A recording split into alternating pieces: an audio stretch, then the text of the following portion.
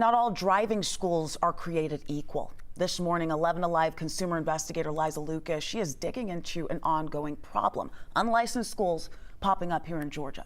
The state warns families to be on alert because failing to do your homework, it could cost you big and even put you at risk on the road. So joining us is consumer investigative reporter Liza Lucas, digging deeper into this. Liza, thank you so much for being here this morning. We know that you've worked very, very hard uncovering some of the issues with these unlicensed driver schools.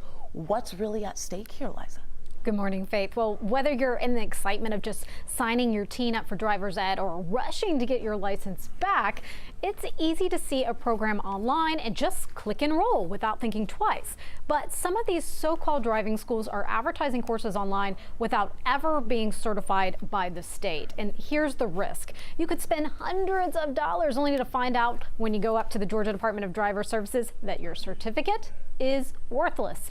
Even more troubling, uncertified instructors may not be vetted at all, raising real safety concerns when it comes to who is in the car with you or your child. Now, given driving is serious business, we spoke with Rachel Marie Galati of Nathan's Driving School, and she walked us through what it takes to meet the state's rigorous certification process. Take a listen.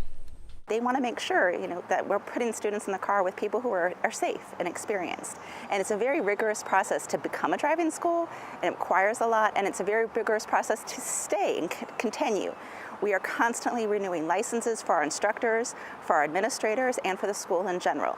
We have to have background checks. We have to have drug screens, and they are trained and tested with DDS even before we've officially hired them. We send a letter of intent to hire, so before someone gets behind the wheel of a car, they've gone through all of that process and a training process. And Rachel really reminded us of the fact that much of driver instruction happens one-on-one. So that means you want to be absolutely sure, Faith, that the person in the passenger seat has been properly trained and cleared to be there. You absolutely do. I would not want anybody that's not trained to be sitting next to me, supposed to be teaching me how to drive. How easy is it for families to check if a school is really certified here? It is super easy, but it's definitely a step you need to take. All you do is go onto the Georgia DDS website, and whether you're looking for driver instruction or driver improvement or maybe a court-ordered class, they've got a section for all of it, and you can go down the list. There are hundreds of schools to choose from. They're spread out across the state to make sure you have one that is certified. And I really want to reinforce that because there are some that we called who've been flagged by DDS in the past that still told me over the phone that they were certified, even though there is no state record and they haven't been for years. So take that pause, take that extra step, go online and check. Okay, and what should you do if someone is already enrolled in a school that turns out not to be licensed? Maybe they did like you. They called, they said, yep, we're good to go. And then turns out, nope, they're not. Or maybe they lost their license. Well, it's unclear if there are repercussions for getting that money back. That's something you'd probably have to fight for, but definitely report it to DDS. They take complaints. They have a compliance division, and they will send cease and desist letters to organizations.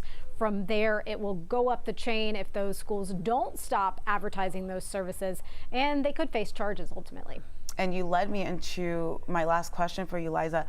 Is DDS, they're doing this, obviously, like you just said it in your report, but are they even stepping up on efforts to crack down on these uncertified operators here?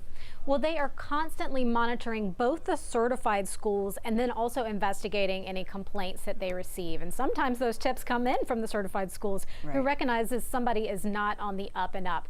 As mentioned, they will also send cease and desist letters if they get wind of the fact that a school is operating as if it's licensed and it's really not. And from there, it will go up the chain to the AG's office and they can refer them for possible prosecution from there. So yeah, AG's office is not what you want to be dealing with. I mean, you think talking about your kid learning how to drive or somebody trying to learn how to drive, very important. Liza, thank you so much for bringing that to us.